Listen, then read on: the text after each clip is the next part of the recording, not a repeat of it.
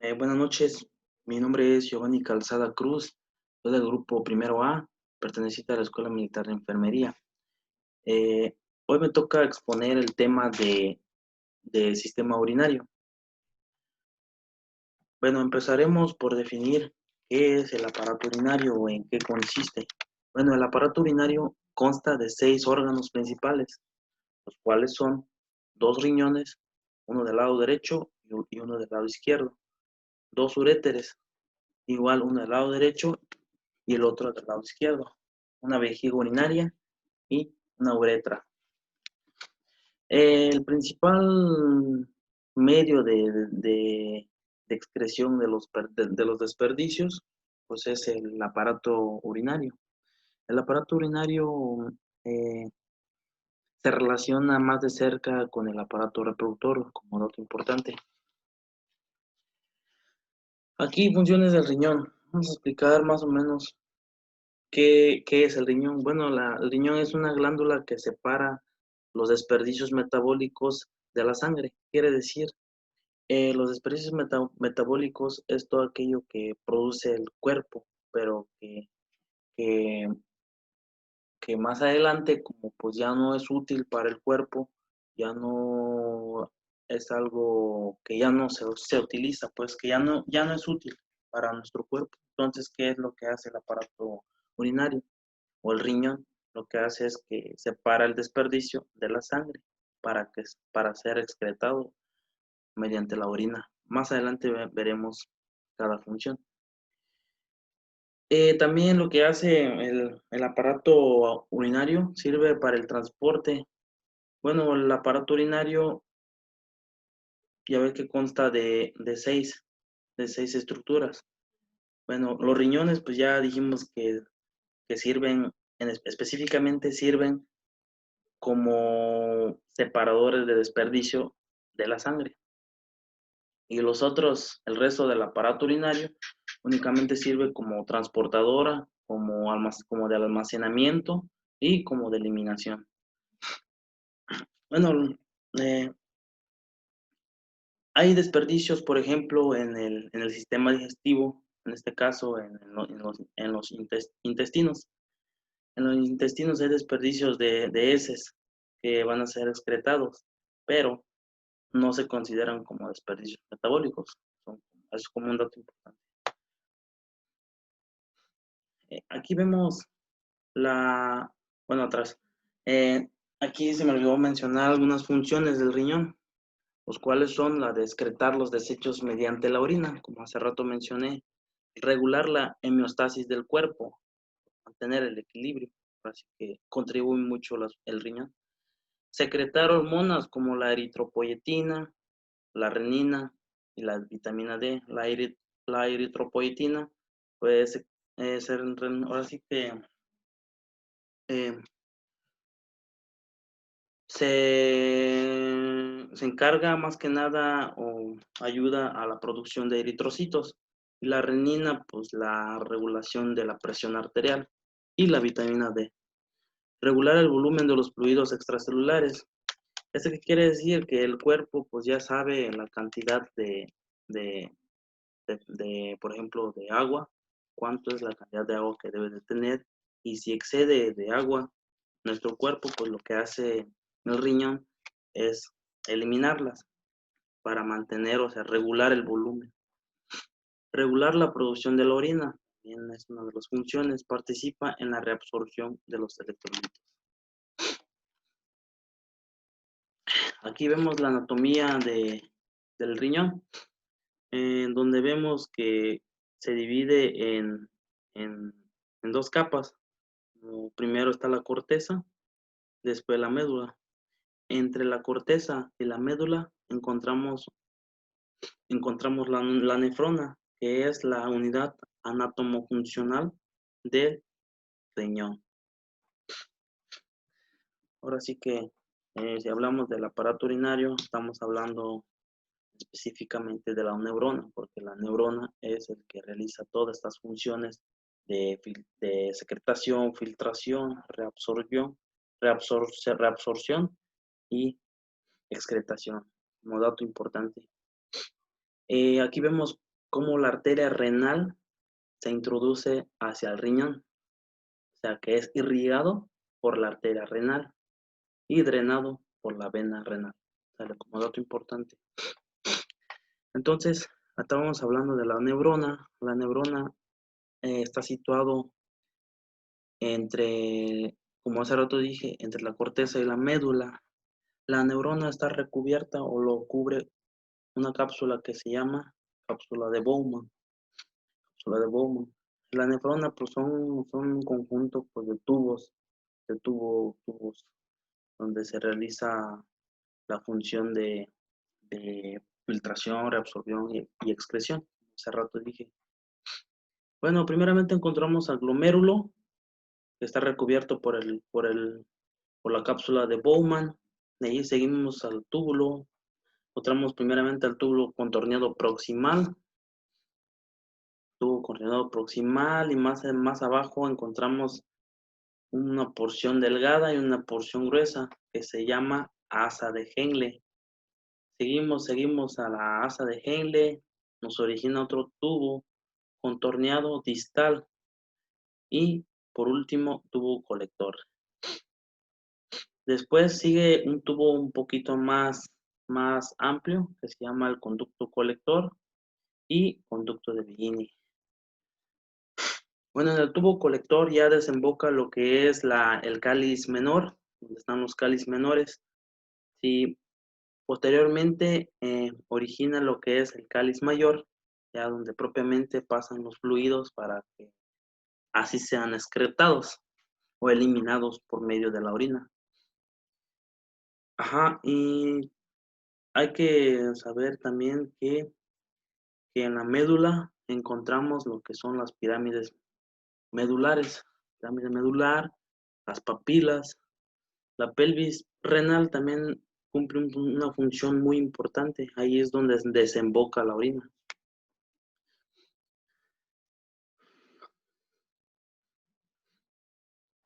Aquí en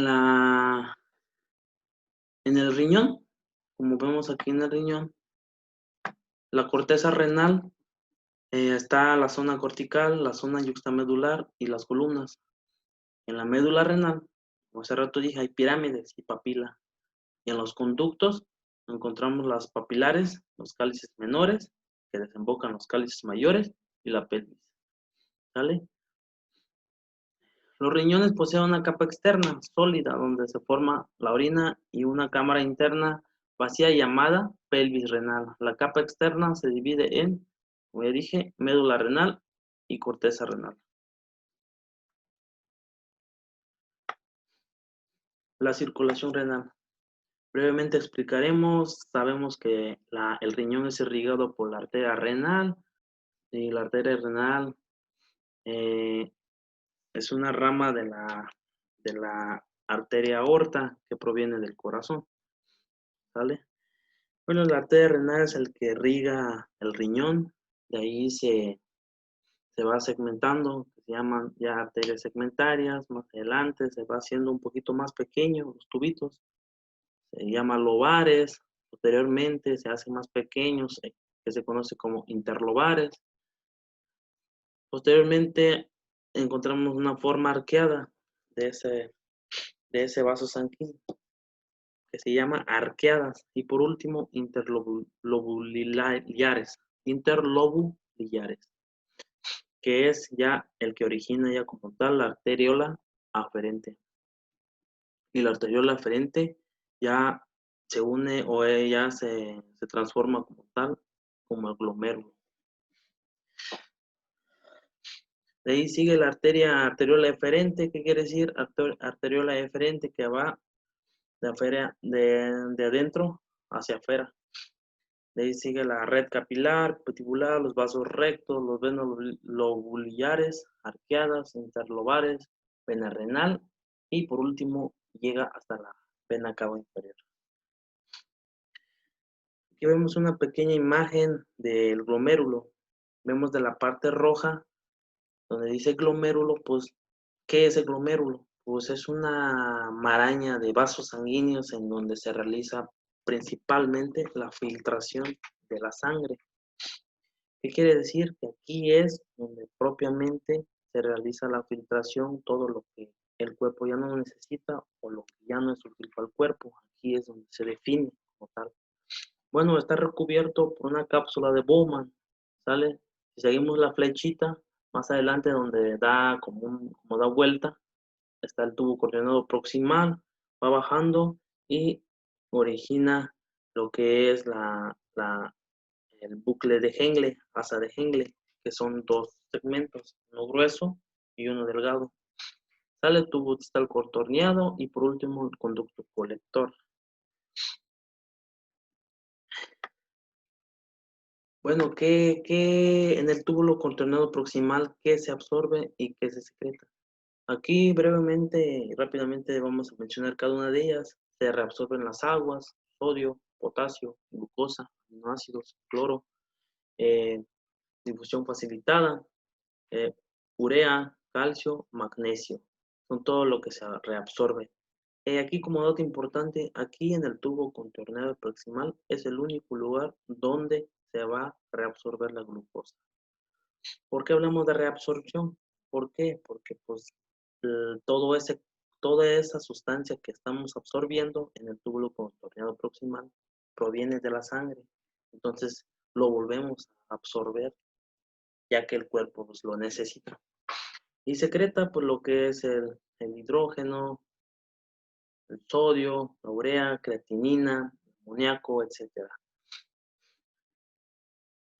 En el túbulo contorneado proximal, parcial, dice que esta porción del túbulo es rica en cloruro, presenta a nivel del lumen tubular. Se absorbe casi todo el sodio, el cloro. Rutas de, rutas de reabsorción, el cloruro, el celular y paracelular. En la asa de Henle, que se reabsorbe y que se secreta. Bueno, se reabsorbe, como ya dijimos, agua, sodio, potasio, cloro, magnesio, calcio, etc. Secreción, secreta principalmente lo que es la urea. Aquí en la pequeña imagen que puse vemos cómo la asa de Henle en la porción delgada reabsorbe lo que es el agua. Gran cantidad de agua se absorbe en la asa de Henle. Y en la porción gruesa se absorbe, hay representados con la flecha naranja lo que es el sodio y con la flecha verde el cloro. Entonces son dos sustancias que se reabsorben también ahí.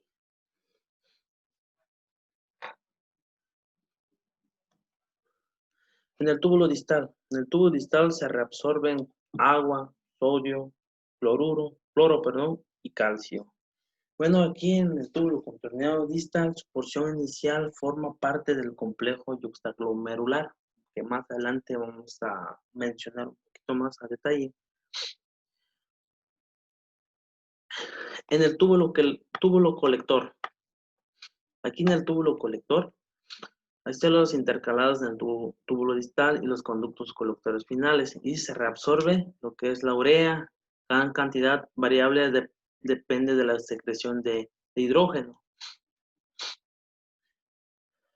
Secreta lo que es el hidrógeno, bomba de hidrógeno. Cantidad variable depende del equilibrio ácido-base. ¿Sale? También aquí se reabsorbe el agua, el sodio, se reabsorbe otra vez el agua, el sodio, urea y se secreta lo que es el potasio. Como hace rato dije, aquí en la nefrona está situado entre la corteza, la médula externa y la médula interna.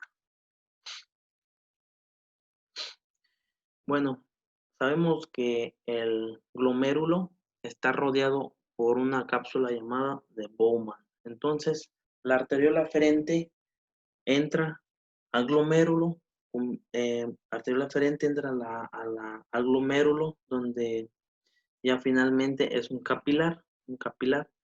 ¿Y qué es lo que se secreta en los capilares? Hacia los tubos, pues secreta lo que es las sustancias, el plasma.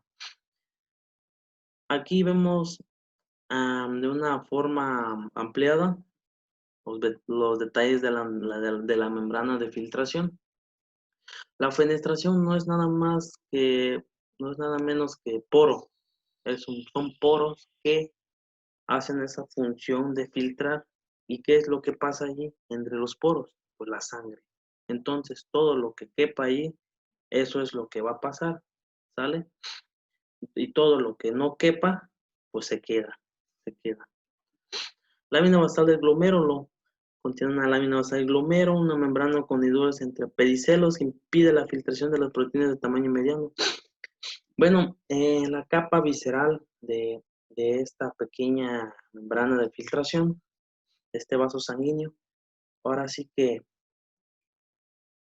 el podocito es parte de la capa visceral de la cápsula glomerular de Bowman y contiene lo que son los pedicelos. Aquí propiamente los pedicelos contribuyen también a la filtración de la sangre, ¿vale? Cabe mencionar que en la nefrona tiene esas tres funciones, la de filtrar, la de reabsorber y la de excretar. ¿Sale? ¿Cómo se llama el proceso cuando de los capilares se, ahora sí que cuando los capilares se secretan, se secretan sustancias hacia los túbulos? ¿Cómo se le llama? Se le llama secreción. Secreción se le llama porque pues viene de adentro hacia afuera. Y reabsorción, como hace rato dijimos, que se vuelve a absorber, nuevamente se vuelve a absorber lo que es el agua, lo que es toda aquella sustancia que es útil para nuestro cuerpo. En el aparato yuxtaglomerular son grupos de células distintos compuestas de la nefrona. ¿Qué hace el aparato yuxtaglomerular?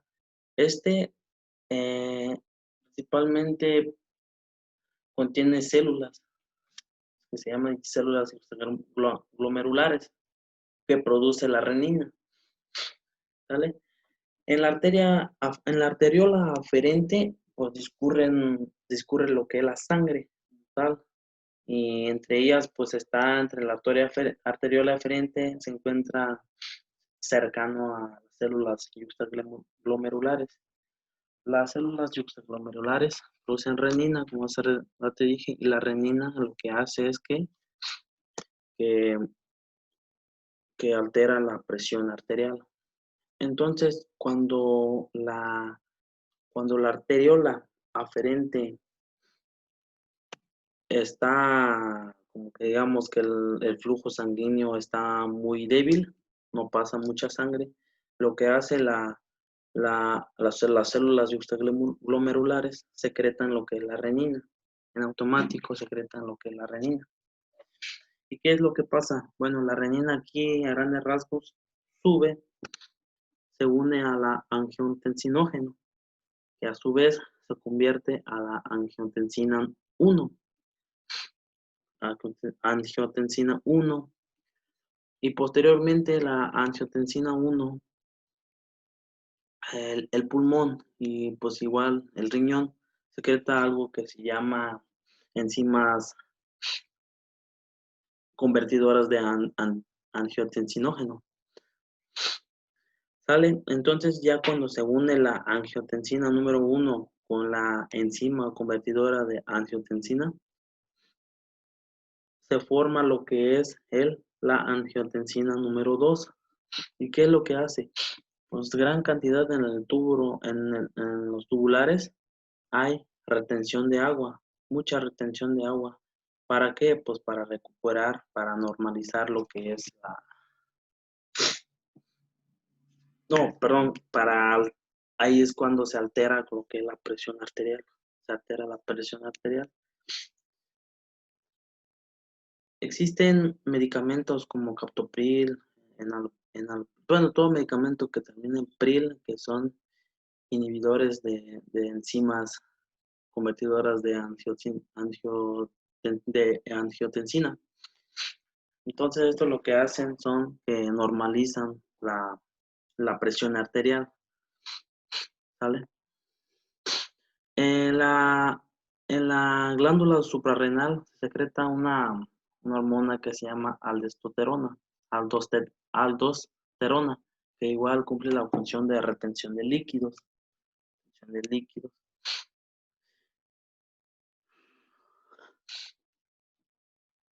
Bueno, recordemos que una vez que la presión arterial se normalice, las células yuxtaglomerulares en automático pues ya no producen lo que es la renina. Uréteres, hablemos de los uréteres. Existen dos, derecho e izquierdo, conducto muscular largo y fino.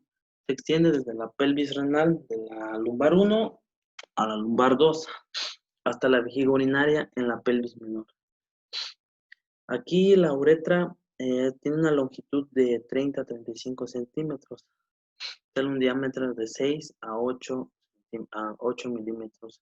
Una de las funciones principales de la uretra, pues, de los uréteres, perdón, es la de transportar los desechos como tal a la vejiga.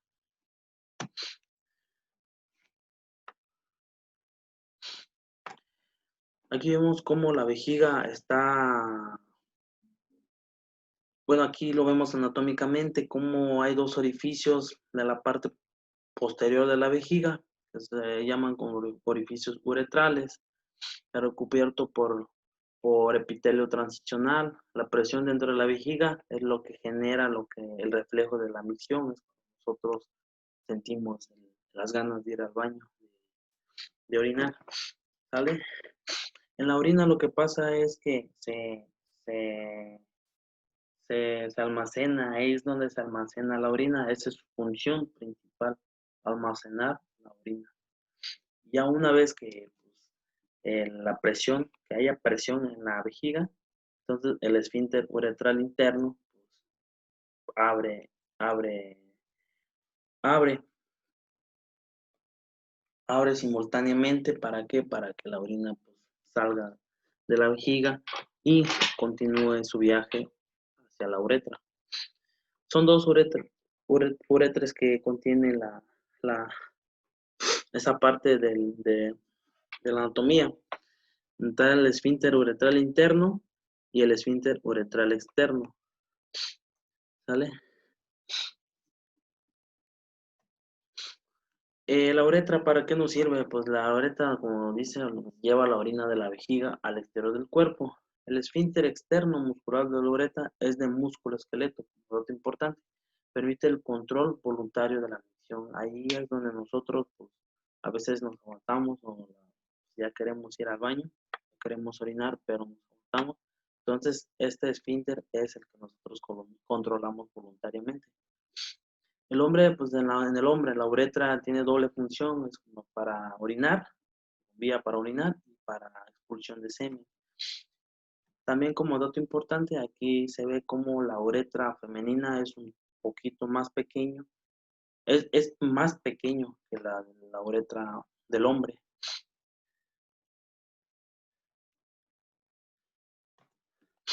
La uretra femenina mide, como hace rato dije, 4 a 5 centímetros de largo, 5 a 6 milímetros de diámetro. Está recubierto de epitelio transicional, está cerca de la vejiga, el resto epitelio escamoso, estratificado, no queratinizado.